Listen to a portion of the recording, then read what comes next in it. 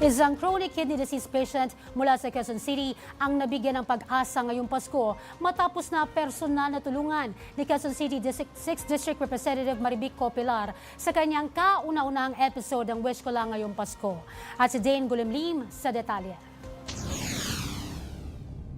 Basta gumawa ka ng mabuti at ipagpatuloy mo lang. Ito ang mensaheng dala ni Quezon City 6th District Representative Marivic Copilar para kay Jonathan Mendoza, isang chronic kidney disease stage 5 patient mula Barangay Pasong Tamo. Si Jonathan ay 46 anyos, may isang anak na 12 taong gulang. Isa rin siyang dating presidente ng isang organization sa kanilang barangay at kilala sa pagtulong sa kapwa. 2017, nagpa-doktor kami. So, nagpa-opera ako dyan sa NKTI. Pinatanggal ko kasi lagi kong sumasakit yung tagiliran ko. So, nakita na may mga kidney stones ako. Pinili niya ang fistula bilang paraan ng gamutan dahil ito lamang ang kanyang kaya. May mga komplikasyon na rin siyang dinaranas tulad ng hyperparathyroidism at paglaki ng puso.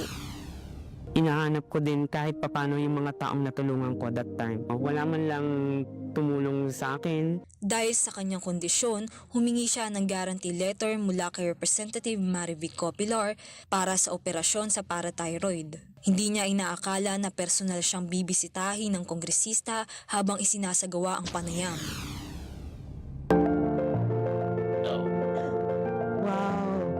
Wow! Look, hindi ko po ina-expect. Eh, Akala ko sila lang. hindi. Pinuntahan ka kasi wish mo lang ito, di ba? Ibinahagi rin ni Copilar na siya mismo ay isang cancer survivor matapos ma-diagnose ng thyroid cancer noong 2019. Kaya nandito ako ngayong umaga para naman ako naman mag-abot ng tulong sa'yo. Okay? At magamit natin talaga ang pondo ng taong bayan sa mga taong nangangailangan. Ito na ang wish mo lang. Bukod sa guarantee letter para sa operasyon, nabigyan din si Jonathan at ang kanyang pamilya ng bigas at mga grocery items bilang tulong ngayong paparating na Pasko. Para sa totoong balita sa Bagong Pilipinas, Dane Gulimlim, Congress News.